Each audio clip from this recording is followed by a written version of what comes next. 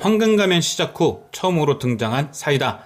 뭔가 속이 뻥 뚫리는 사이다는 아니었지만 그래도 나름 기분 좋은 전개가 이어졌는데요.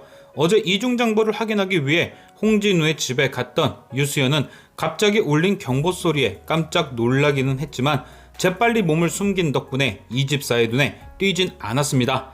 이후 유수연은 언니인 노영지의 도움을 받아 2층으로 향했고 결국 원하던 서류를 손에 넣었죠.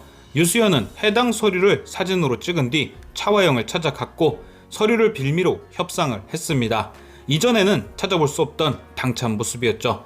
차화영은 그런 유수연을 향해 당돌해졌다 빈정대었고 유수연은 네가 말했듯이 더 이상 착한 척 안 하려는 거다 라며 차화영의 속을 뒤집어 놓았는데요.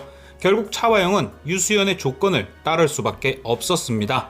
수연의 말대로 해당 서류가 공개될 경우 자신은 물론 홍진우까지 벌을 받을 수도 있으니 일단은 해달라는 대로 해줄 수밖에 없던 거죠. 유수연은 이후 강동화를 찾아갔고 있었던 일을 사실대로 얘기했는데요. 얘기를 듣고 난 강동화는 사실을 다 얘기해준 수연에게 믿음을 갖게 되었습니다. 그래서 동화 역시도 수연에게 자신의 속뜻 사실은 모든 게 SA그룹을 먹기 위해서라는 진실을 털어놓죠. 그런데 오늘 수연과 동화의 대화가 오가던 중 중요한 정보 하나가 등장했는데요. 바로 수연이 얘기했던 액자 뒤편에 존재하는 금고. 동화는 수연에게 해당 얘기를 듣고 난 뒤 뭔가 중요한 것이 있다면 거기 있을 것이다 라며 속으로 되새겼습니다. 즉 동화의 목적이 SA그룹을 몰락시키고 뺏는 것이라면 꼭 필요한 것이 거기에 있다는 얘기. 그렇기에 동화는 그 금고를 털기 위해 홍진우의 집에 들어갈 듯 합니다. 그런데 강동화는 유수연처럼 그 집에 들어가게 도와줄 조력자가 집안에 없죠. 그렇다고 위험하게 유수연을 또 들여보내진 않을 듯 하고요. 그래서 강동화는 두 가지 정도 계획을 세우지 않을까 합니다. 첫 번째 예상되는 계획은 계약 성사를 축하하는 목적으로 홍진우의 집에 초대받는 것.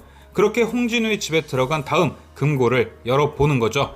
그런데 이럴 경우 위험 부담이 큽니다.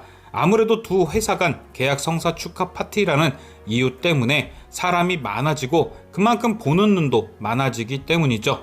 그래서 저는 이런 방법보다는 두 번째 계획이 더 신빙성 있어 보이는데요. 강동화가 홍진우의 집에 들어가는 두 번째 방법은 역시나 홍진아일 겁니다.